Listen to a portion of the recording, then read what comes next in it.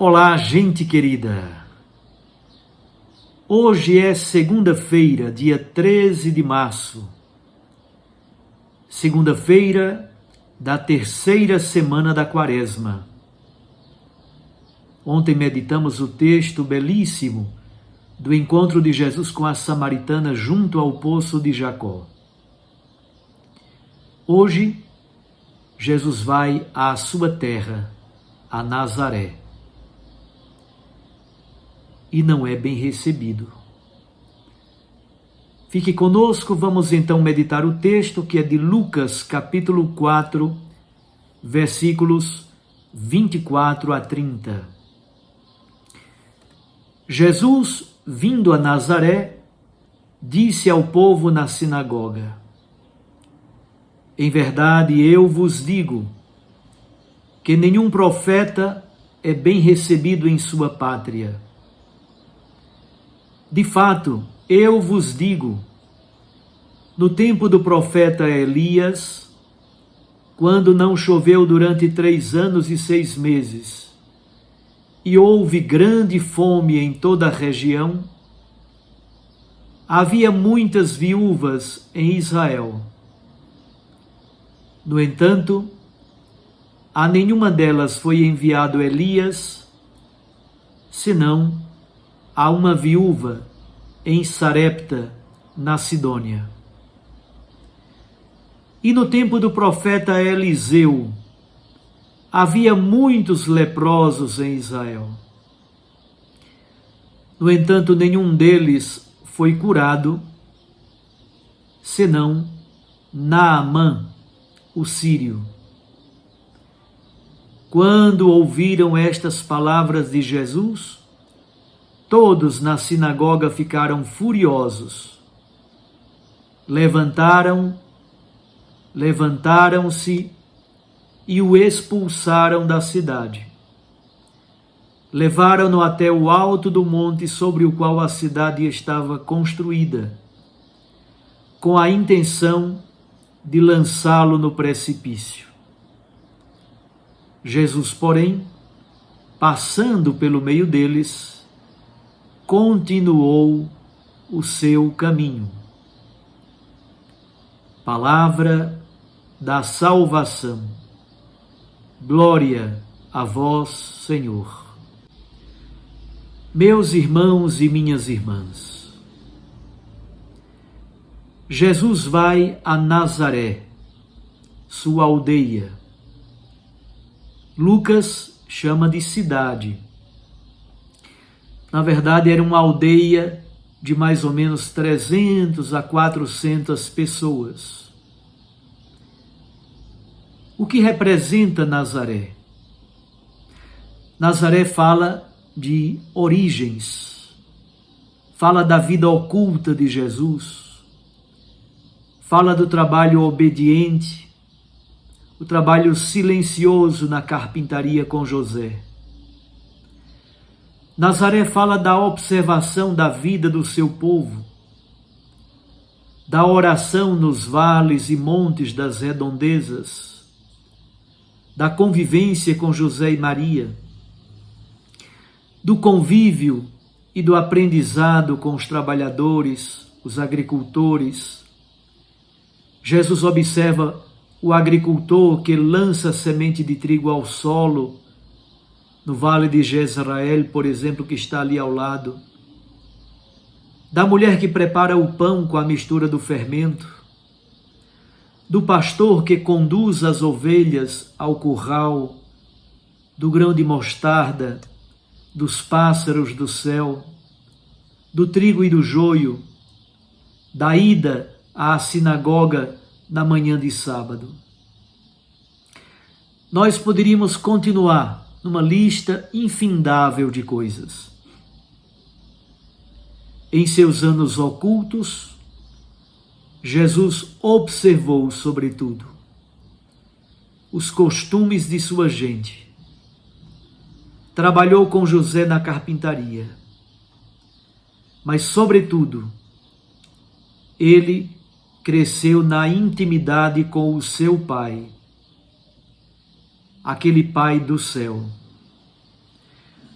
aprofundava-se no conhecimento das Sagradas Escrituras, no convívio amoroso com o Pai do céu.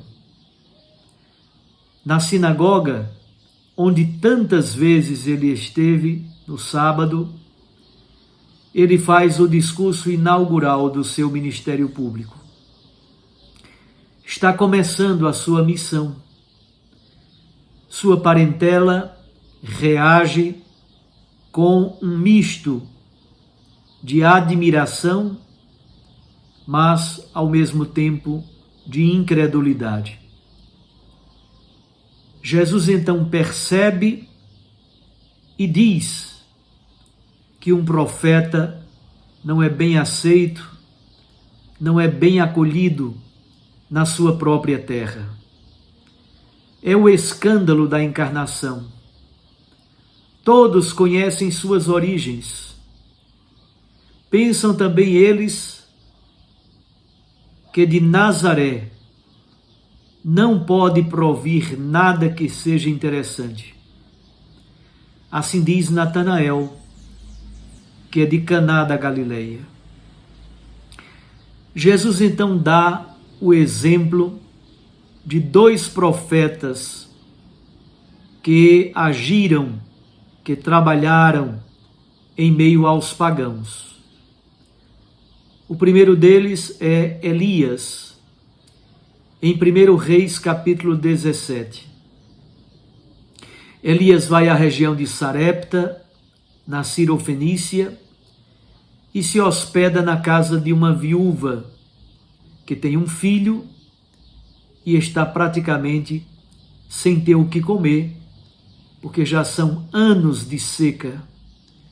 Ela só tem um punhado de farinha, um pouco de azeite, vai fazer uma broa, comer com o seu filho, e depois os dois estão dispostos a morrerem. Morrerão ou morreriam de fome. Elias fica hospedado na casa desta viúva. Alguém pode pensar, é mais uma boca para comer? Parece que esse profeta não tem juízo. Ao contrário, neste período de seca, de tanta fome, de tanto sofrimento, hospedado na casa da viúva de Sarepta, Elias realiza o grande milagre da farinha, que nunca acaba, e do óleo, que nunca termina na vasilha. Aquela família come durante todo o período de seca e de fome. Quando muitos passavam necessidade, eles tinham o pão com fartura. Mas não somente, Elias também salva o filho daquela viúva, alimenta a família em tempos de seca. Um profeta de Israel que age em território pagão. O segundo exemplo que Jesus dá está em 2 Reis, capítulo 5. É o exemplo do sírio Naamã, comandante do exército da Síria. Ele é leproso e na casa dele há uma escrava judia, uma adolescente. E a menina procura o comandante do exército Naamã e diz, olha, na minha terra tem um profeta que se o senhor for até ele, o senhor vai ser curado. Naamã não acredita. Será que em Israel, naquela terra esquisita, pobre, sem graça, pode ter algum profeta com tanto poder? Mas mesmo assim, Naamã é convencido a ir até o profeta Eliseu. Eliseu não faz nada, simplesmente manda que Naamã se banhe 7 vezes nas águas do rio Jordão. Naamã fica mais irado ainda. Por acaso na minha terra não tem água? Por acaso na minha terra não tem rio?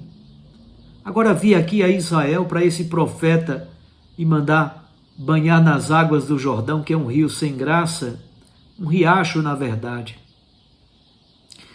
Os seus empregados então o convencem a entrar nas águas do Jordão. Ele não tem nada a perder. Naamã desce 7 vezes às águas do Jordão e sua pele fica limpa e purificada como a pele de uma criança. Elias, na Cirofenícia, em Sarepta, Eliseu, que recebe um sírio, um comandante do exército pagão. É interessante que Naamã leva consigo terra de Israel, que 2 jumentos possam carregar. E ele, lá, na terra dele, derrama essa terra ao solo e todos os dias louva, agradece, ora, canta e reconhece que só existe um Deus verdadeiro, Adonai, o Deus de Israel. Assim também deve agir Jesus. Ele não veio somente para os judeus, mas para toda a humanidade. Sua gente, em Nazaré, não pôde aceitá-lo como Messias. Jesus não realizou ali milagres para comprovar a sua autoridade. Para eles, Jesus é um simples carpinteiro. Na verdade, Jesus é o único e verdadeiro sinal. Embora eles conheçam as origens humanas de Jesus, eles conhecem José e Maria, a sua verdadeira origem, a sua verdadeira identidade. Eles não conhecem. Jesus procede do Pai e quer nos conduzir ao Pai. O texto de hoje se conclui com a fúria dos nazarenos que querem matar Jesus, lançando-o do alto do monte. Jesus, contudo, passa no meio deles e segue o seu caminho, o caminho de Deus, o caminho da missão. Há coisas que não merecem resposta.